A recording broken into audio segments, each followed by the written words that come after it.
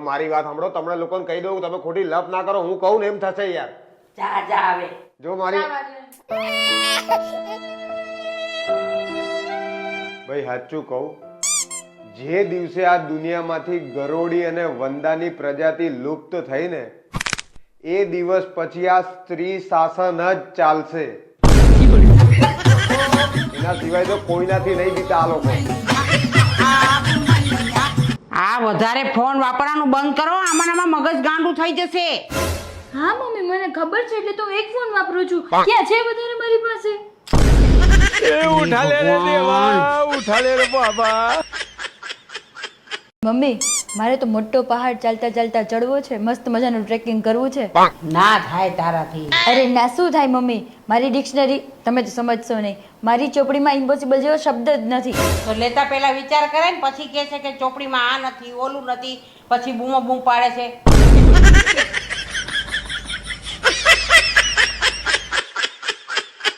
Mummy, અમને સમજાવી દો હો. જ્યારે મારી સાથે બાજવાનું થાય છે ને ત્યારે બાજન બીજી છોકરીઓ સાથે વાત કરે છે.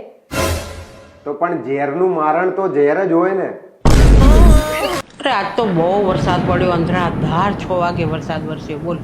વીજળીનો અવાજ કેવો આવતો હતો મમ્મી, એવી બીક લાગતી હતી ને. પણ એક સાઈડથી વરસાદનું પાણી જોઈને કંઈક ગરમા ગરમ ખાવાનું મન થતું હે હતું. ને. મમ્મી, ચોમાસામાં વાદળા કાળા કાળા કેમ હોતા હશે? અરે એ તો આખો ઉનાળો તડકામાં રહે ને એટલે.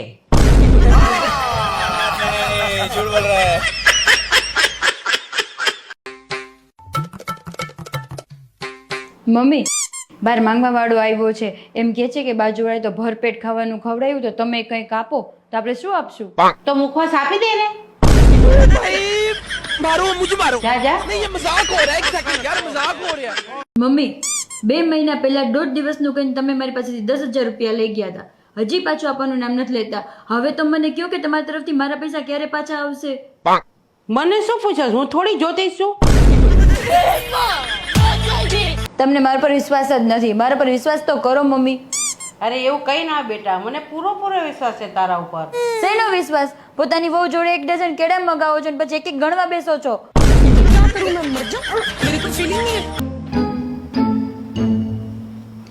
ગલુ ચા બને જલ્દી.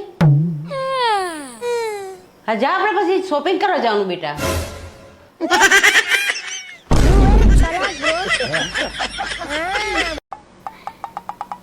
ગલુ આ તો ચપ્પલ વાળાની દુકાને ગઈ હતી, ચપ્પલ વાળા ઉલ્લુ બનાવીને આવી. બોલ. કઈ રીતે? અરે ડાબા પગના ચપ્પલ પર કિંમત લઈ ગઈ, જમણા પગનું ચપ્પલ લઈને આવી. 2 ચપ્પલ લીધા. બોલ. બાપડો ભૂલી ગયો હશે મમ્મી, આપણો ફાયદો થયો. उठा ले रे देवा, उठा ले रे बाबा. ગલુ આ ઉંમરે જો ભગવાન મને વરદાન આપે ને નવું મગજ ફિટ કરવાનું, તો તારું મગજ ફિટ કરું. શું વાત કરે મમ્મી, એટલી બધી મગજવાળી લાગુ? ના, મારે એવું મગજ કોઈ દી વપરાયું જ ના હોય બેટા.